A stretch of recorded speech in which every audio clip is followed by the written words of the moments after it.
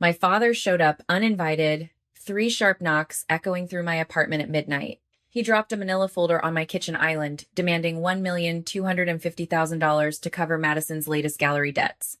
I opened the file. The signature on the loan guarantee wasn't mine, but it was a perfect forgery. Before I tell you how I wiped the floor with them, I want to know, have you ever realized your family was treating you like a bank instead of a daughter? Tell me your story in the comments. I didn't cry. I didn't ask why. I simply looked at the forged signature, then up at the man who had spent my entire 27 years treating me as a conveniently profitable afterthought. Richard Vance stood there in my kitchen, adjusting the cuffs of his bespoke suit, waiting for the familiar panic to set in. He fully expected me to scramble, to try to fix it, to mortgage my own future to save my 25-year-old sister. Madison was the protected golden child who had never sold a single painting but lived like royalty on my dime. He checked his heavy gold watch, gave me a tight, expectant smile, and walked out of my apartment, leaving the door slightly ajar. He assumed I would break. He assumed wrong. Anger wasn't loud this time. It was clinical. I rubbed my eyes, trying to summon regret or familial obligation, but there was only absolute clarity. This wasn't a breakdown. It was a balance sheet. I walked over to the door. Kate can't kill to kill it for a minute, kill pit. I logged directly into the gallery's master administration portal. I bypassed the standard security protocols using the backdoor keys I'd coded into the system for emergency maintenance keys my father never knew existed. As the one who built the system from scratch years ago, I had retained the master administrator keys, a contingency my father had long since forgotten about. For years, I had been the operational backbone of his entire art empire, the silent architect keeping the fragile walls from caving in. I knew every password, every routing number, every hidden offshore account. With a few methodical clicks, I completely revoked his administrative privileges. I severed my sister's corporate credit cards, ensuring her spending spree ended at exactly 12:14 in the morning. I locked down the international purchasing accounts. I was systematically dismantling his access to my life, turning myself into a ghost in the machine. I wasn't just setting a boundary. I was cutting off the oxygen supply to his financial ecosystem. My phone buzzed on the granite counter. It was a text from Madison, asking if I could transfer $5,000 to her personal account for a weekend trip to Aspen. I read the message, felt absolutely nothing, and blocked her number. Then I blocked his. I opened a new browser tab, navigated to an international airline website, and booked a one-way ticket to Paris, departing at 6 in the morning. I packed a single efficient suitcase. I didn't pack photographs or sentimental trinkets or anything that tied me to the Vance name. I packed my financial ledgers, my secure hard drives, and my passport. The transition was flawless. I had spent months preparing for this day with Sarah, a brilliant financial attorney I'd kept hidden from my family's reach, setting up the framework to protect my interests. I was liquidating my emotional investments in this toxic family. By 12:30 in the morning, my retaliation was entirely complete. The apartment was silent, scrubbed of my digital and financial footprint. I poured myself a glass of water, drank it methodically, and left my apartment keys on the kitchen island next to his forged documents. I was walking away, not as a victim, but as a sovereign architect of my own exit, sitting in the back of a black car heading toward the airport, watching the city lights blur past the window. I traced the invisible chain that had bound me for so long. For years, I had suffered from the ultimate survivor's trap, the fixer complex. It is a psychological prison without bars, built on the false premise that if I just solved enough problems, if I just proved my utility, I would finally earn my father's love. I had been the silent investor in their version of family. When Richard's Hamptons estate faced foreclosure due to massively unpaid property taxes, it was my personal savings that quietly made the deficit disappear. When Madison crashed 3 different luxury vehicles in 2 years, it was my pristine credit score that secured the replacements. I had normalized the cruelty of being used. I had convinced myself that enduring their endless financial drain was simply the rent I had to pay to belong to them. But love isn't a subscription model, and I was entirely done footing the bill. The cold, hard truth was that my compliance had never bought their respect.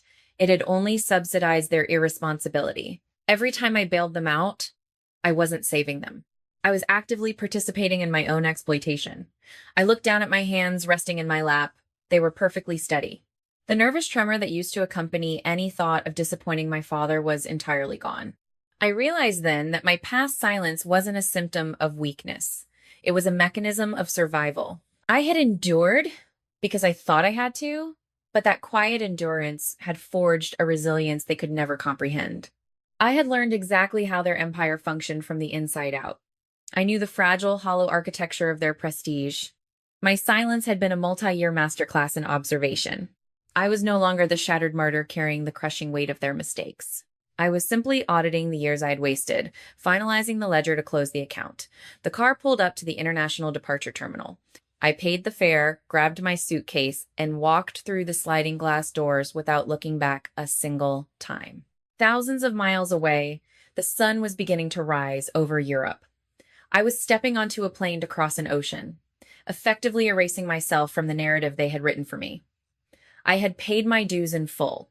I had played the reliable, invisible daughter for 27 years. The contract was formally terminated.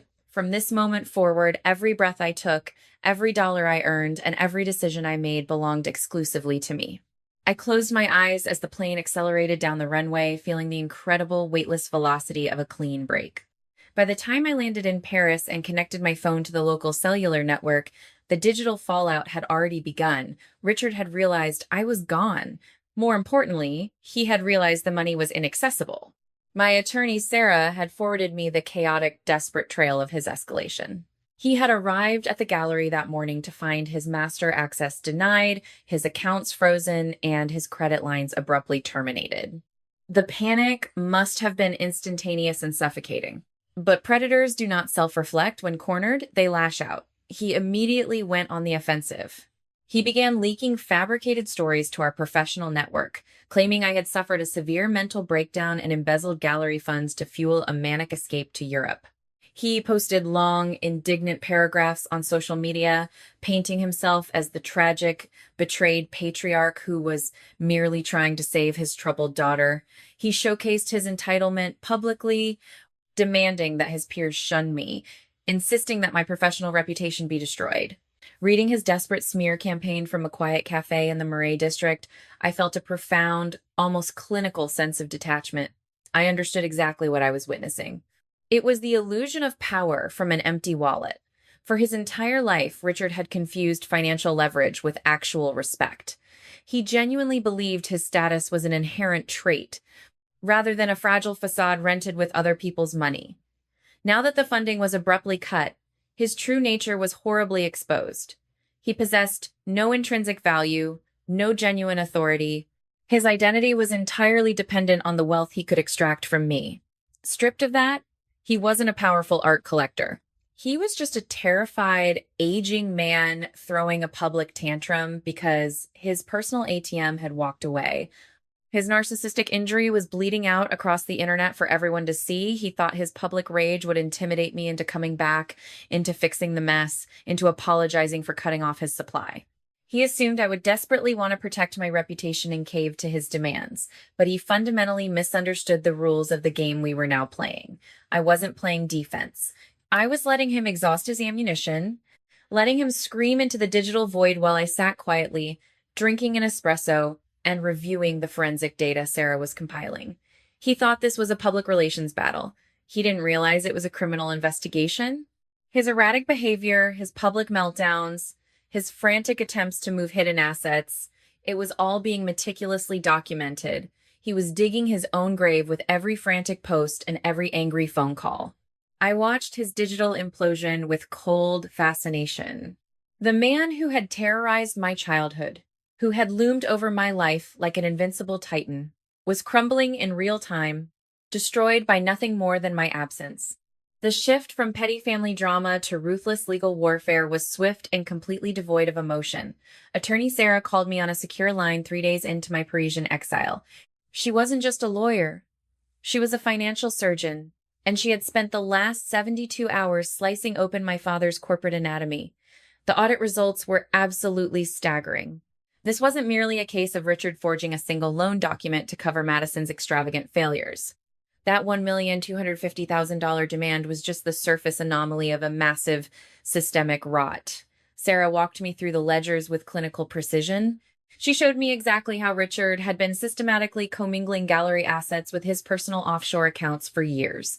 He had leveraged my pristine credit history to silently open dozens of shell companies. The tension in our conversation didn't stem from familial betrayal. It stemmed from the sheer scale of the legal liability. He had deliberately positioned me as the primary guarantor for millions of dollars in toxic debt. If his house of cards collapsed, I was the one legally tethered to the wreckage. This was the true accounting of revenge. I didn't shed a single tear over the realization that my father was completely willing to sacrifice my freedom to preserve his luxurious lifestyle. I just took detailed notes. I asked Sarah for the precise routing numbers, the dates of the forged signatures, the names of the complicit gallery board members. We were building an ironclad, undeniable dossier. It was no longer about proving he was a bad father. It was about proving he was a felon. We initiated a preemptive strike.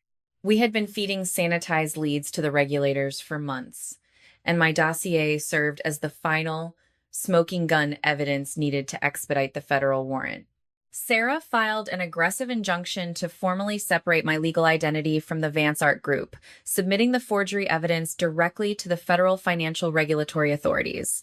We leveraged the prearranged digital evidence to trigger an immediate emergency freeze, a legal mechanism available because of the documented systemic fraud we had uncovered. We froze the shell companies. We submitted a massive fraud alert to the major credit bureaus. I was effectively immunizing myself against the impending blast radius. Richard had spent years trying to convince me that I desperately needed him to survive in the elite art world. The forensic audit proved the exact opposite. He was a parasite, and the host had just permanently administered the cure. Every document Sarah uncovered was another chain broken, another piece of leverage violently stripped from his hands. I spent my days in Paris coordinating with Sarah, signing legal affidavits, and reviewing complex financial submittals. It was tedious, rigorous work, but it felt incredibly empowering. I was translating my lifetime of subjugation into an actionable, lethal legal strategy. The threat of prison time for Richard was no longer an abstract concept. It was a mathematical certainty rapidly approaching his doorstep. The lethal discovery came on a rainy Tuesday morning. Sarah sent over a final, highly encrypted file that she had managed to extract from a hidden server Richard used exclusively for high-end international clients. I opened the massive spreadsheet, sipping black tea, and traced the lines of data. It was the architect's blueprint of his ultimate betrayal. Richard hadn't just used my signature to secure bad loans. He had used my administrative identity to authorize and authenticate the sale of over $12 million in forged artwork. He had been quietly purchasing high-quality replicas of mid-century modern pieces, funneling them through the gallery, and using my digital credentials to sign off on their provenance.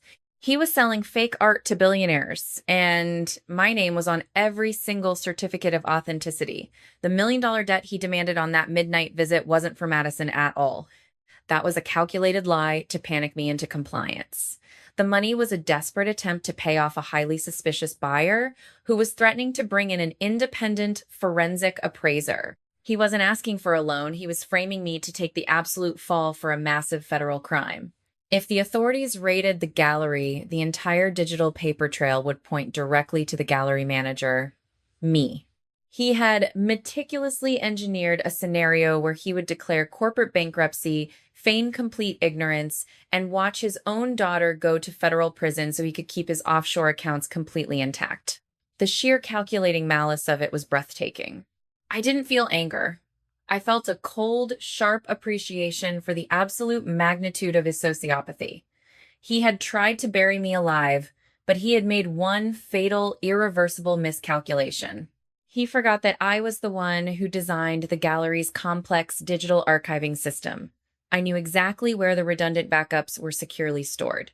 I had the original, unaltered server logs proving my login credentials had been hijacked via a VPN tunnel that traced back directly to his private terminal, along with the device's unique hardware ID. I had the raw, unedited data proving he was the sole beneficiary of the offshore accounts, receiving the fraudulent funds. I packaged the entire unredacted server history. I organized the fake provenance certificates, cross-referencing them perfectly with his IP addresses and offshore routing numbers. I created a comprehensive, undeniable map of his entire criminal enterprise. I didn't call him. I didn't confront him. I didn't ask for an explanation or a hollow apology. You don't negotiate with a predator who is actively trying to consume you. I simply sent the complete encrypted dossier to Sarah with a one-sentence directive. Deliver it to the federal authorities immediately. The trap he had built for me was now the very cage that would hold him. I knew exactly how it would end. Richard, desperate, cornered, and entirely out of options, broke into my empty apartment looking for my physical backup drives. He arrogantly thought he could destroy the evidence before the walls finally closed in on him. I watched the security footage live from my laptop in a beautiful Parisian cafe, the ambient noise of the city fading into the background as I observed the chaotic final minutes of my former life. He kicked in the heavy door, his face red, his incredibly expensive suit rumpled and sweat-stained.